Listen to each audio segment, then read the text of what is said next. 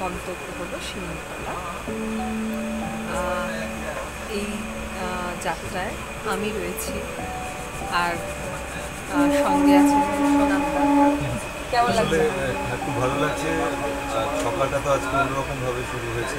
গৌতম বাবুকে একটু আমরা দেখে নেব। গৌতম বাবু কিসে ব্যস্ত রয়েছে? গৌতম বাবু ফোনে খুব ব্যস্ত আমরা দেখতে পাচ্ছি। গৌতম বাবু, ট্রিপটা নিয়ে কিছু বলুন। আরে দারুণ মজা, দারুণ হুল্লোড়, চললাম শিমুলতলা সবাই মিলে, হোক হুল্লোড়। বিনায়কদা আমাদের হোস্ট, আমরা বিনায়কদার বাড়িতেই যাচ্ছি শিমুলতলাতে। কেমন লাগছে? সবাই যাচ্ছে যে ভালো লাগছে, কারণ সবাই মিলে যাওয়ার আনন্দ। আর সবাই যে তোমার বাড়িতেই যাচ্ছে এই নিয়ে যদি কিছু বলো। হোস্ট করতে চিরকালে আমার ভালো লাগে।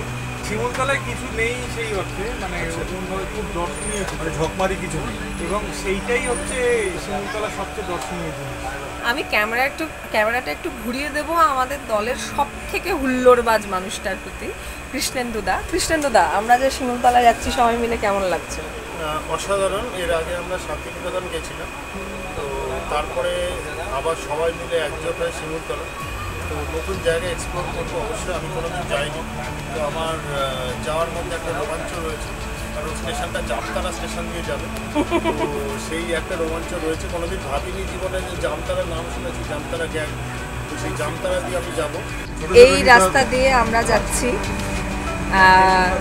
ব্যান্ডেল ঢোকার মুখে আস্তে আস্তে ট্রেন চলছে, আমরা ব্যান্ডেলে ঢুকছি। খুব এক্সাইটেড লাগছে যে মোটামুটি কলকাতা ছেড়ে অনেকটা চলেও আসা গেছে, কিন্তু মানে আরও দূরের দিকে মন টানছে।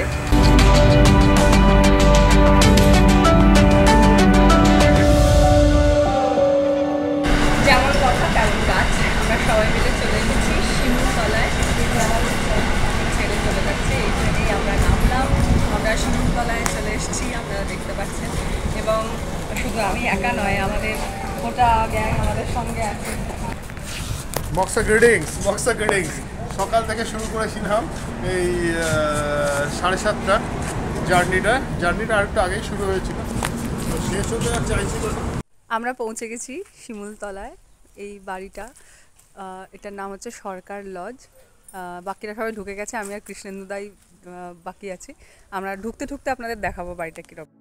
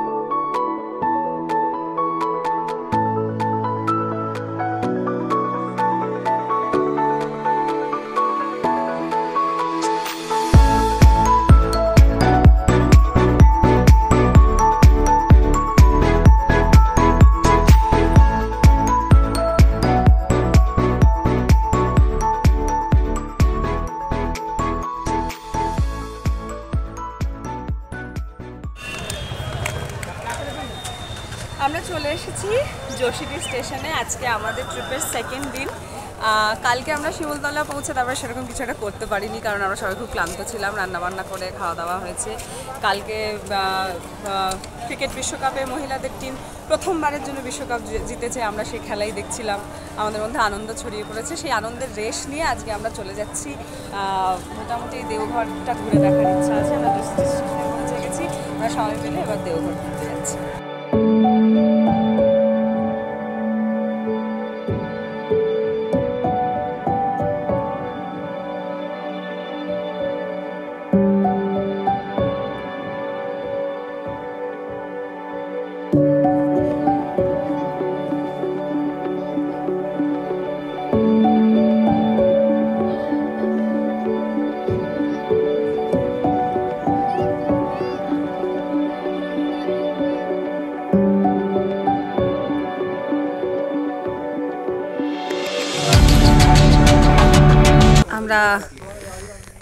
চলে এসেছি নন্দন পাহাড়ে। আমরা সবাই মিলে এখন নন্দন পাহাড়ে যাব। এখানে যা যা দ্রষ্টব্য আছে, এখানে পাহাড়ের রাস্তা ধরে উঠবো।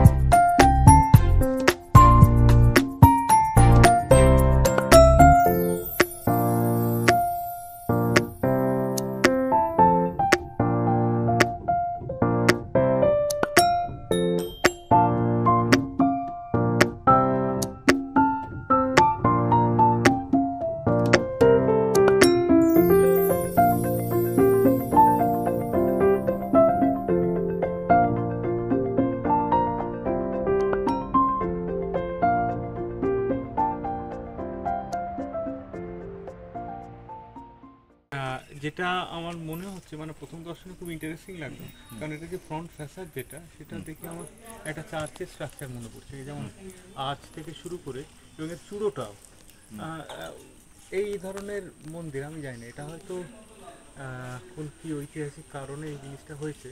এর আর্কিটেকচারাল স্টাইলস বিশেষত সামনের অংশটা গির্জা টাইপের, হয়তো একটা সময় এটা সংস্কার করা হয়েছিল, সেই সময় ব্রিটিশ ইঞ্জিনিয়ার বা তারা স্থপতি বা শিল্পী যিনি ছিলেন তত্ত্বাবধান করেছেন বা ডিজাইনটা করেছিলেন। কিন্তু এটা খুব ইন্টারেস্টিং, কারণ মন্দিরে সচরাচর দেখা যায় না। চিত্রগুপ্তর মন্দির তো সচরাচর দেখা যায় না, তো আমরা এখানে চিত্রগুপ্ত মন্দির দেখতে পেলাম।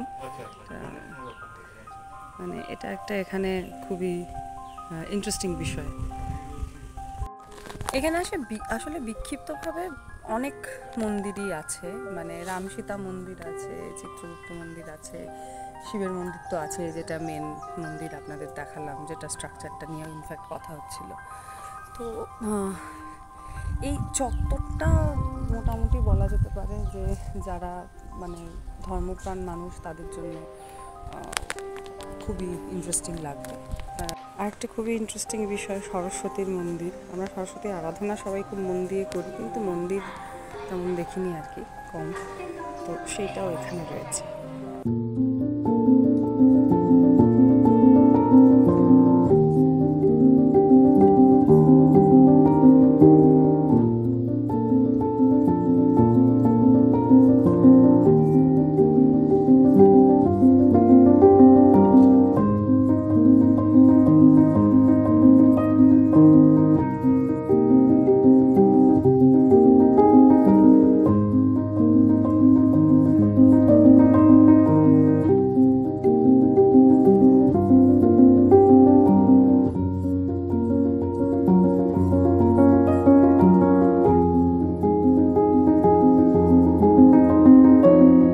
নওলাখা পাহাড়ে যাওয়ার আগে এই হচ্ছে বারানন্দ ঋষির আশ্রম, সেখানেই ঢুকছি আমরা।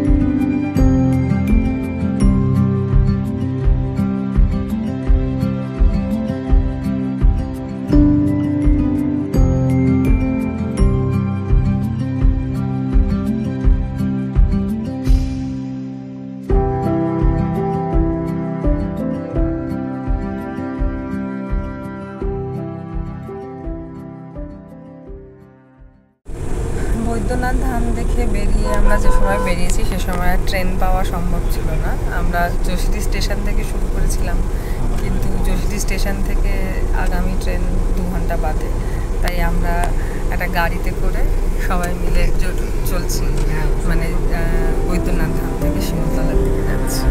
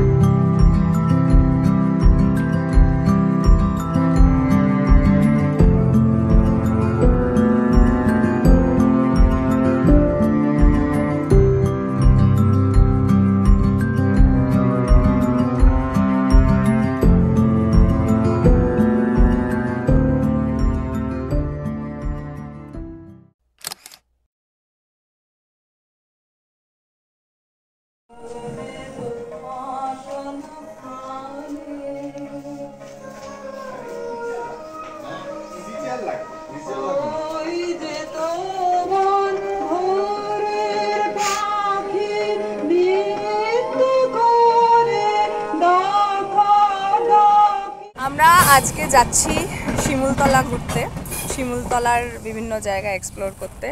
এই টাটা বক্সার লাট্টু পাহাড়, এই টাটা বক্সার ট্রেনটা যেটা দেখলেন আমার পিছন দিয়ে চলে গেল, সেই ট্রেনেই আমরা 2 দিন আগে এসেছিলাম। আমরা এক যা যাব, আমরা সবাই যা যাব।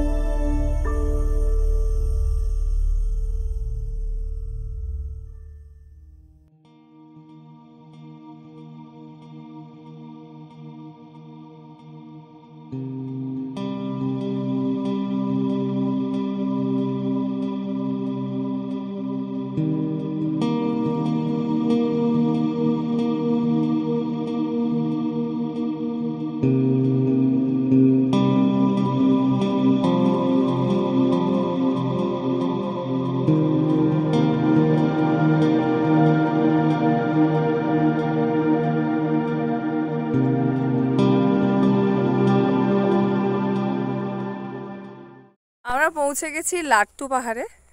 এতক্ষণ রাস্তায় আস্তে আস্তে দেখছিলেন ভীষণ ইন্টারেস্টিং সব বাড়ি ঘর দেখছিলাম। এবার আমরা লাট্টু পাহাড়ে উঠব। অনেকটা ট্রেক, ওঠার রাস্তাটাও খুব মানে শক্ত। আমি আবার তার মধ্যে শাড়ি পরে এসেছি, দেখা যাক।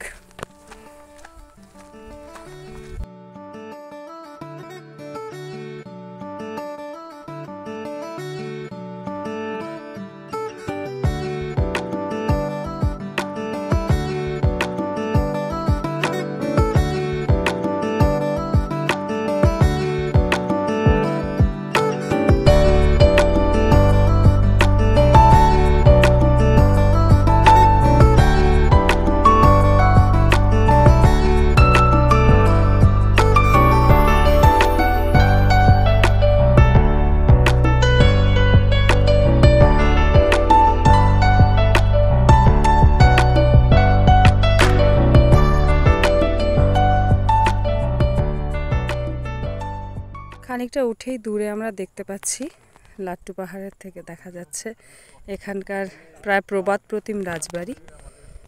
আপনারাও নিশ্চয়ই দেখতে পাচ্ছেন।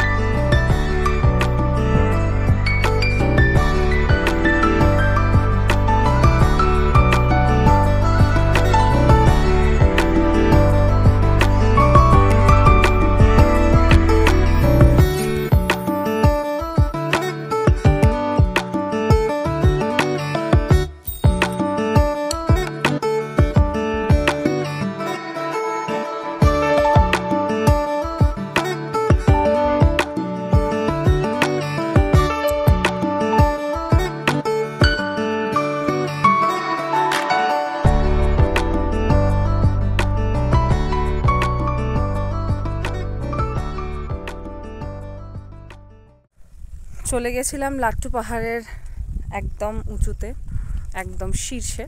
সেখানে গিয়ে ভিডিও করা হয়নি, শুধু ছবি নিয়েছি, কারণ দম ফুরিয়ে গেছিলো। অনেকটা হেঁটে ওঠা, তার উপর শাড়ি পরে, শরীরটাও বিশেষ জুতের নয় আজকে। কিন্তু এখন আমরা লাট্টু পাহাড়ের হাওয়ায় একেবারে শরীর জুড়িয়ে গেছে এবং আমাদের ওপর থেকে খুব সুন্দর এই সানসেটের দৃশ্য দেখা হয়ে গেছে। এত সুন্দর চারদিকে দেখতে পাচ্ছেন, পুরো একদম সোনালি আলো ছড়িয়ে পড়েছে গোধূলির সময়ে। তো আমরা এখন ফেরত যাচ্ছি বাড়ির দিকে। তবে যাওয়ার আগে ওই যে দূরে রাজবাড়ি দেখিয়েছিলাম, সেই রাজবাড়ি একবার দেখে যাব অবশ্যই।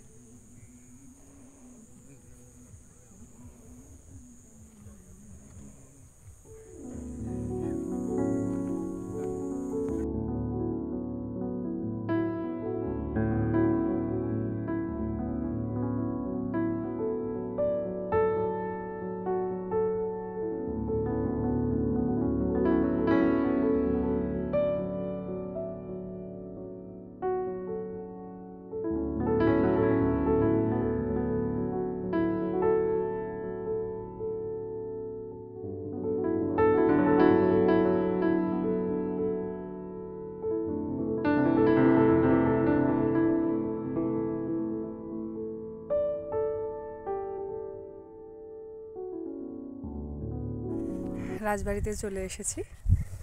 ভীষণ সুন্দর লাগছে, অপূর্ব সুন্দর জায়গাটা, এবং তার থেকেও সুন্দর চারদিকের এই নৈশব্দ যে এত সুন্দর হতে পারে, শিমুলতলা না এলে এতটা সুন্দর করে বুঝতে পারতাম না।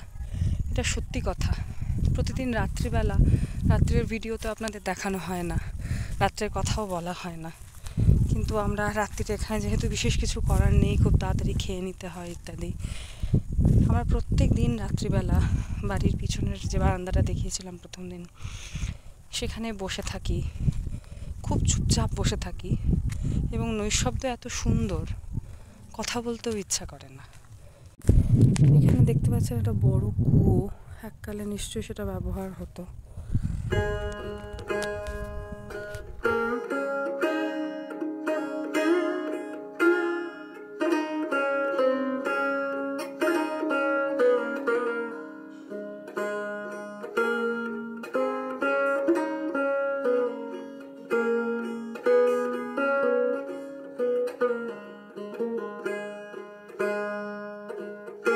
রাজবাড়ি দেখা হলো, এবার বাড়ি ফেরার পালা।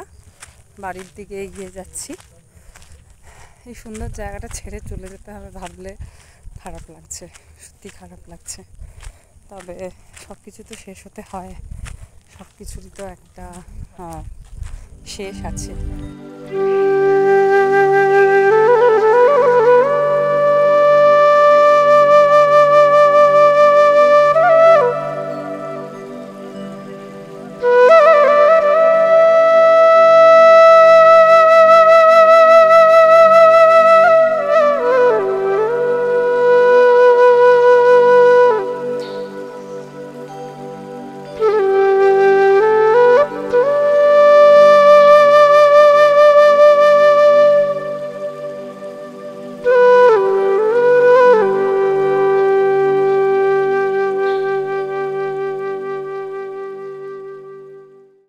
ব্যাগ প্যাকড, সবাই রেডি। আমরা এখন বেরিয়ে পড়ছি এখান থেকে। আমাদের শিমুলতলার জার্নি এখানেই শেষ। আমরা এখন ট্রেন ধরবো, ট্রেন ধরে এখান থেকে চাচা কিংবা যশিটি যাব, তারপরে সেখান থেকে আমরা ট্রেন ধরবো বাড়ির দিকে। ছেড়ে চলে যাওয়াতে তো মন তো একটু অন্যরকম লাগেই, ঠিক খানিকটা, সবটাই হয়তো ভাষায় বোঝাতে পারছি না, তবে এই জায়গাটার প্রতি একটা মায়া জন্মে গেছে।